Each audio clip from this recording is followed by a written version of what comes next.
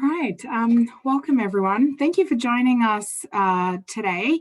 My name is Dilkash and I have my colleague here, Ruth, with me as well. We're from the University of Western Australia in Perth in Western Australia. And Ruth here is actually going to be answering any questions that you might have. So please feel free to actually put them in the Q&A and she will answer them as we go along for the presentation. I'll do a little bit of a introduction for myself as well. So I'm just going to start with sharing my screen so you can kind of see the PowerPoint. And then if there's any issues, please let us know as soon as possible as well if there's any kind of technical issues going on.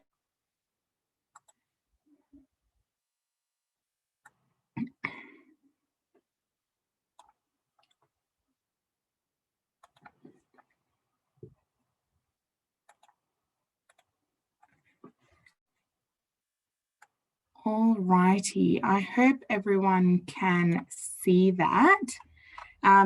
So today I'm going to be doing a little bit of a presentation about the work of the future and how it's changing and how do students really thrive in that new work order that we do have. Just a bit of preface, the data that I'll be sharing a little bit and some of the research that I'll be talking about in this presentation, it is very specific to Australia, so just be a little bit mindful of that. So based on our location, yes, a lot of things that we talk about, some of the data, yes, it is based in Australia, about Australia.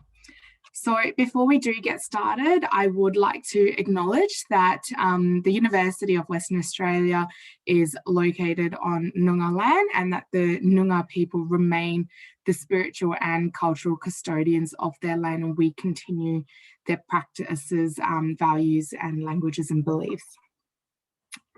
So a little bit about myself. As I said, my name is Dilkash Parabia. I work at the university as well as actually studying at the moment as well. So I did begin my career going through a Bachelor of Commerce and doing a Master of Business Administration before I actually went on to working full-time at the university within the student recruitment and the future students team here. And then last year, I actually completed an honours year where I focused around the research about micro breaks in the workplace and the importance of that for both recovery and creativity. And now I'm actually doing my PhD, so my Doctor of Philosophy in Leadership Management, where we're looking at the concepts of relational leaders and how that actually can build trust between teams. And then therefore leading and making them feel comfortable enough to voice concerns both across a team and also hierarchically in a team. So that's just a little bit about myself. So in today's session, what I'm going to be going through is a few different things. So I'll be talking a little bit about, what is research actually telling us about the current work situation and the work order. And then we'll look at, well, because of the current situation and the current economy, what is the importance of those enterprise skills that we want students to have essentially before they even graduate. And then we'll look at how the future of work, there are different actual job clusters that are formed rather than specific industries. It's actually these job clusters that are formed where people can use these enterprise skills then to move around. And then we'll do a little bit of a wrap up as to, kind of what's from here onwards. So to get started, to give you a little bit of context, so what is the research really telling us? So it's telling us that the education level of, let's say, the average 15-year-old, so 30% of them are not proficient really in their sciences, technology and math. So they're either choosing to not do those subjects or there is not that accessibility to do them as well in high schools. And then you've got people who do then transition, who do go to university or tertiary education, are actually taking 2.6 years on average to transition from full-time education, so a student completing a degree, bachelor's or master's, before they actually transition into full-time work as well. And when we say full-time work, that's not even just saying that they're going to full-time work in their specified field within, based on what they've kind of studied. So that's just full-time work in general.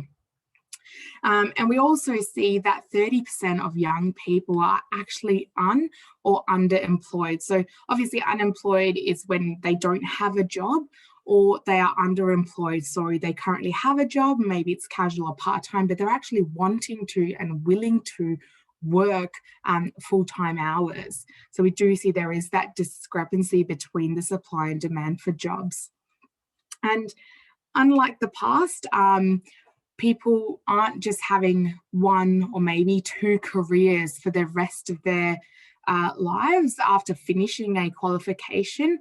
We do find that the current 15-year-old is predicted to have around 17 different jobs across 5 completely different careers.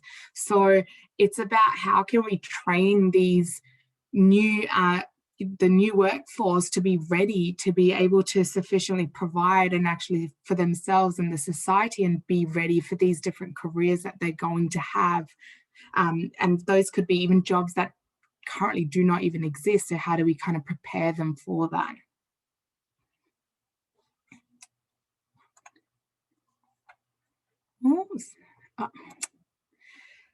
So we know that the world of work is changing, and there's a lot of different contributors for that. One of them, yes, it is automation.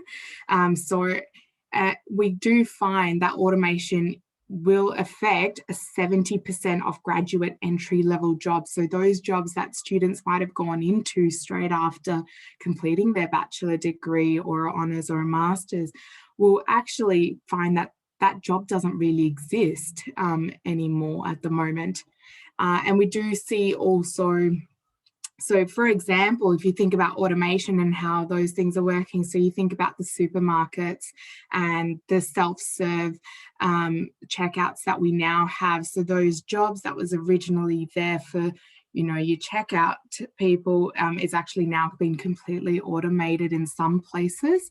And in the same way, if you sometimes go into a restaurant now, even, you know, there's just a barcode on the table and you actually just take a photo of that and you actually order online. Even in a restaurant, you order online, you pay online, everything. So that's the level of automation that we've already got into, and it can be even more. Also, globalization is affected, you know, around 11% of service level jobs as well. So we look at how outsourcing has kind of impacted that as well. You know, so globalization, also you think about online shopping as well. If you get it from one place, it's so much cheaper than if you get it from another place, because they're saving on retail prices or rent, they're saving on employees, those kind of things. So globalization is actually affecting those service level jobs as well. And then on top of that, we've also seen that around 30% of the workforce is going to have those flexible working arrangements as well. And I'm sure we've all experienced that over the last 2 years because of the COVID pandemic. We have, a lot of us have had to work from home and innovate ourselves as to how we work from home for things that we would have normally done face-to-face, and it would have been a no-brainer. Now we're looking at basically, well, how can we still do this? How can we still function as an organization and have those flexibilities? And now that we're kind of transitioning out, well, we find that there have been some benefits of, you know, being able to work from home. You can minimize office spaces. People can actually work for maybe a full day or longer because takes less time from maybe going from their home to collect their child from daycare or grab them from school. So we do realize that, you know, flexible working arrangements and working from home is just one type of flexibility as well. So there's a lot more different types, you know, when you look at your job sharing, or you look at the actual roles that you might do as well, it could be a lot more interdisciplinary as well now. So what we find is while you might be training yourself and students train themselves for a specific job and a specific career, they also need to build on what we call as enterprise skills. So there is that importance of enterprise skills. So what are these enterprise skills? Well, you might have heard of them as what they might also call soft skills or transferable skills. So things, for example, are like your presentation skills, your creativity, critical thinking. So those skills that you can take from job to job, regardless of the specific role and the technical knowledge that might be required to complete those tasks. So jobs of the future actually demand enterprise skills 70% more than they've actually looked at that in the past. So for example, when you do see now job adverts online, it's not about just that technical knowledge. They do want people who have organizational skills, who are able to liaise with stakeholders, who have those teamwork skills. So those skills are 70% more in demand than they were in the past. So when they actually did an analysis in Australia of around 4.2 million job advertisements, they revealed that since 2012, the demand for these enterprises skills have actually gone up. So, and this demand isn't just for your service level jobs or your retailers or those kind of things, but they're also for those higher jobs such as your dentists, your veterinarians, even surgeons, mechanics, engineers, all of that. So for example, we have, I'll give an example. For in Western Australia, we have a lot of mine sites in regional areas. And now a lot of the trucks actually get controlled by someone in Perth City. So there isn't someone actually based in that specific truck. And that's just one vehicle, but there are trains that operate autonomously with someone actually controlling it from Perth City, where might be somewhere 7 or 8 hours away from actually Perth City. So that's an example. Also, now we're looking at how surgeons are in one area looking at holographics and doing a surgery, and it's actually happening somewhere else due to the equipment that they have. So that's possibly what they're looking at in the future then as well for healthcare. And because these enterprise skills are so high in their demand, employers are actually willing to pay more for people who do have these skills. So for example, someone who has presentation skills or these public speaking skills, they find that when that's required in that job, they're actually paying an average of $8,500 more than someone that might not have that enterprise skill as part of that job. Or if you want to get someone who has those skills and it's a competitive market, then people are actually willing to pay more for these individuals. So, what are all these enterprise skills, and what should we realistically be doing about them? So there are those transferable employability skills. So things like communication, you've got teamwork, problem solving, initiative and enterprise, planning and organizing, self-management, learning, so education and knowledge, and then technology as well as part of that. So what we really like to encourage students to really do is think of these skills in a strategic manner and what it can do for them. So what we'll do is a bit of an example. So when we're looking at enterprise skill, for example, communication, think about what is communication? What are the elements of this specific skill? So it could be things like listening and following instructions. Then we need to think about, well, how can it be demonstrated? How do I show my employers or my team members, if I'm still at university and studying, or my academics, how can it be demonstrated? Well, I'm going to make sure I'm looking at the person when they're doing a presentation in class. I'm going to be looking at the person who's maybe speaking in a meeting, making that eye contact, doing that active listening. And those are things that you can do, and how they can actually then be developed and you can show that you're working towards them is, being focused on a specific task, making sure that, if you are going to be distracted by your phone, make sure you put it face down, let only one person speak at a time, and help yourself develop those skills of how to actually listen and follow instructions. So therefore you build on those communication skills. So when we look at these enterprise skills, that's just a quick snapshot of one of them with communication skills. And we do this workshop normally with high school students in Western Australia, and we get them to usually look at, each team will usually look at a different skill, and we get them to actually then develop what they think is teamwork, for example, and how they can actually develop those skills and how they can show them. So this is just a snapshot. There are a lot more different enterprise skills out there, but the research that we've done here, these are kind of the top 8 that they have kind of sourced for us at the university and in the greater organisation. So looking at the work of the future, I mentioned earlier that now we need to stop thinking about jobs as this is one job, this is one industry that I'm going to, because now they're actually broken down into clusters of jobs. So what do those clusters really look like? What does it mean? Well, we need to start thinking about a new working mindset.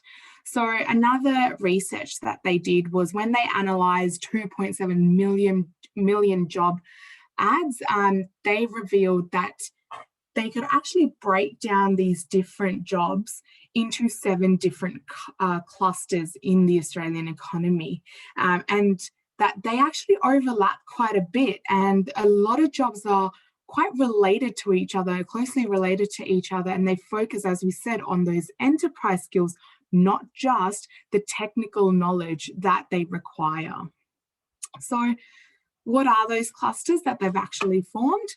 So there's 7 different clusters that we have. So there is the carers, so those people that look to improve mental and physical health, well-being, including medical care and support, personal support, social workers, doctors, those kind of things in the healthcare section. So then we also have technologists. So that requires skills of understanding manipulation of digital technology, programs, softwares, IT analysts, those kind of people.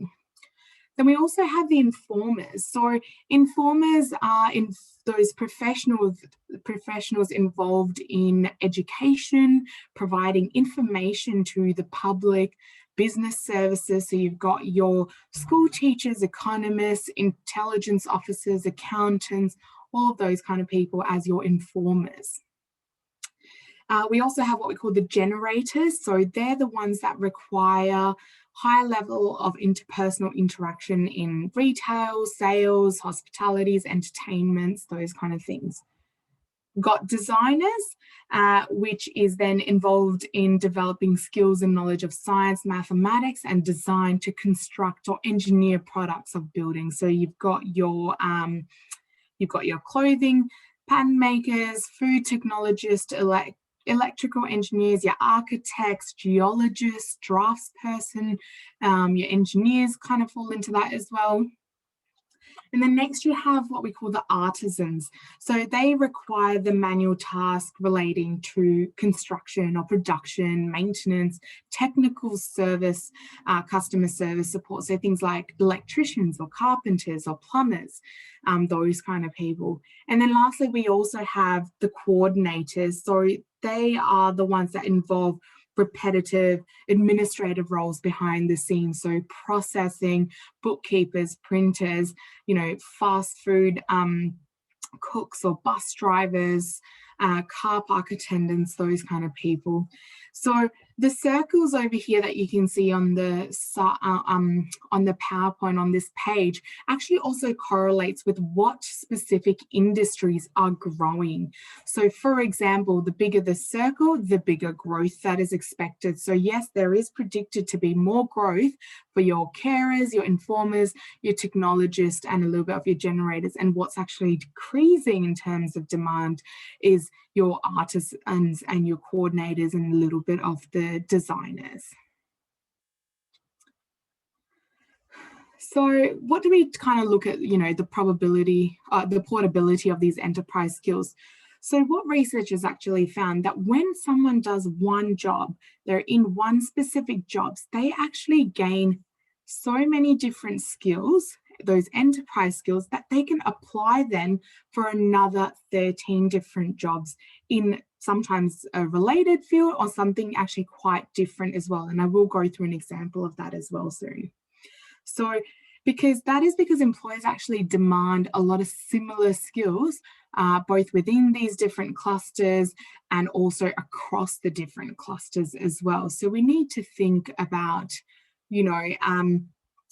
these global and economic forces are telling us we need to change, and we need to encourage people to view these jobs not based on their industry, not based on just technical knowledge, but also looking them as part of these skill set clusters that they are now being grouped into for the future.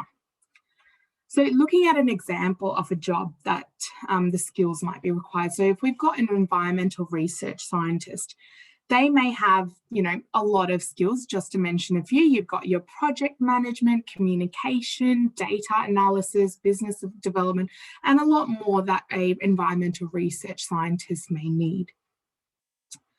So the different jobs that they could actually go into, for example, they might apply to be a fire officer. What are the skills that they're going to transfer? Yes, they're going to need those communication skills. They're going to be able to do project management. They're going to be able to liaise with local government policies, follow OH&S. So those specific skills, very different from an environmental research scientist to then a fire officer. Another example, a medical administrator. Again, yes, communication skills are always vital. You think about contract management. When you're looking at research scientists, you have to do your contracts when it's for your ethics or with your participants or stakeholders. Well, a medical administrator has to do the same. They do have to look at contract management with both governmental contracts as well as clients. They also have to be providing training, planning, and have that business development mindset as well. So those are the skills that they'd be able to transfer across. So that was just one example of one of the jobs. So as you can see, employers demand those very similar skills across the different areas. So I would really encourage yourself to think about, if there's a particular category that you might fall in, how are you going to actually use that to then maybe completely change careers or kind of go into a different job cluster and be able to apply that as well. So kind of what do we go from here? What do we take away from here really is we need to work, even us currently, those who might be in the workforce, we need to work on always building our enterprise skills. So graduate employers actually require interpersonal and communication skills as top priority when they select students for vacation or graduate positions.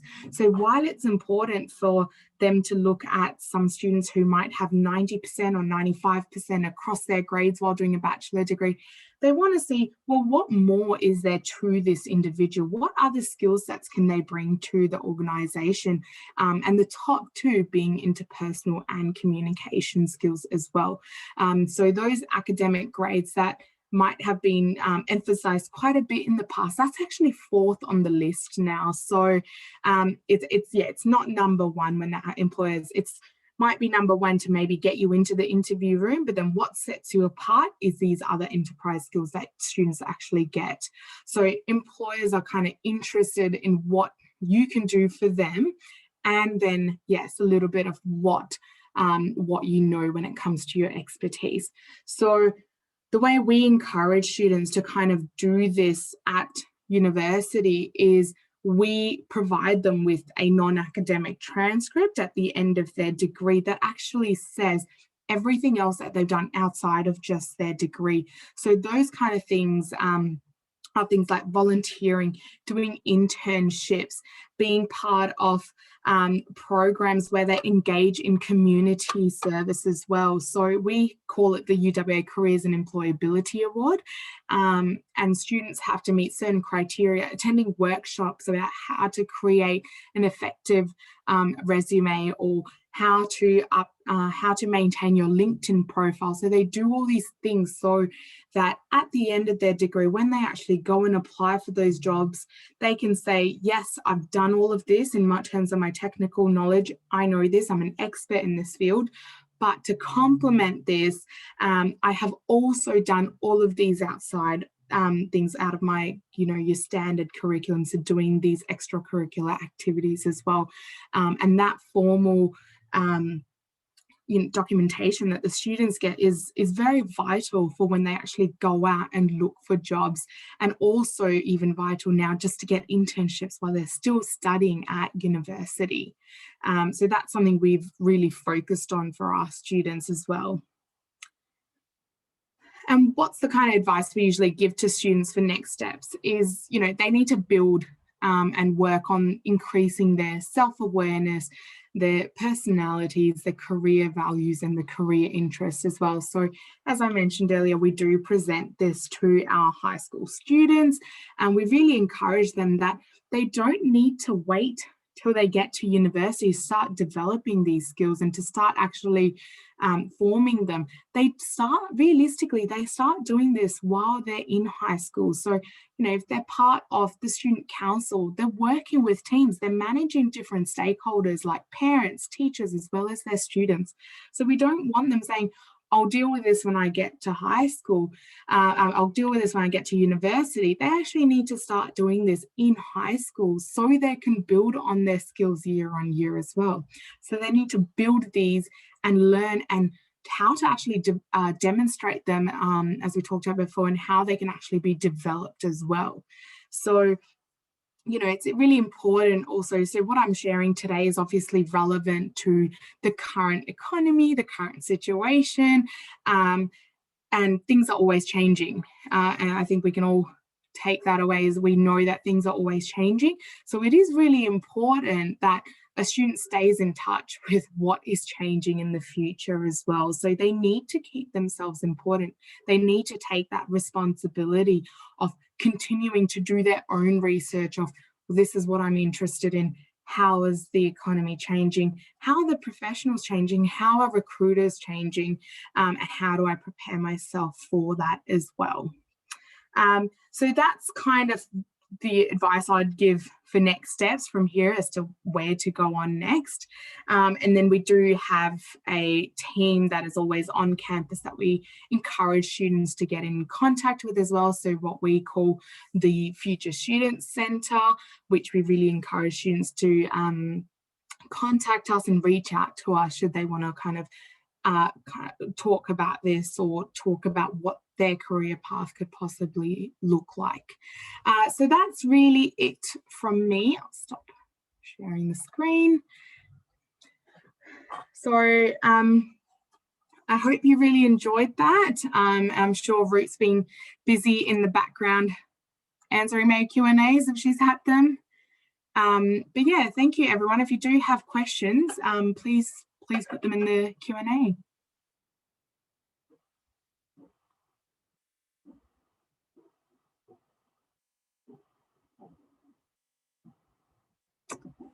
Right. See, there's no questions here.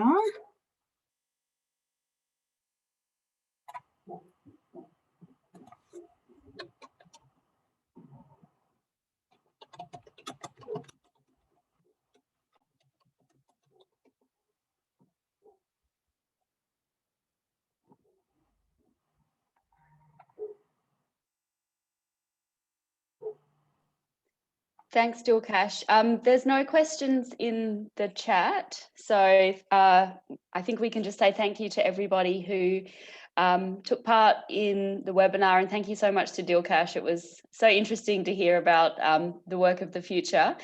And you do have our contact details, so please do get in touch if we can be of any assistance in the future. And thank you to NSHSS for giving us the opportunity to speak to you guys this morning or this evening where you are. And yeah, we'll wrap up there if there's nothing else. Thank you guys so much for joining us tonight. We really appreciate it. Thanks, Sydney. Take care, everyone. Thank you.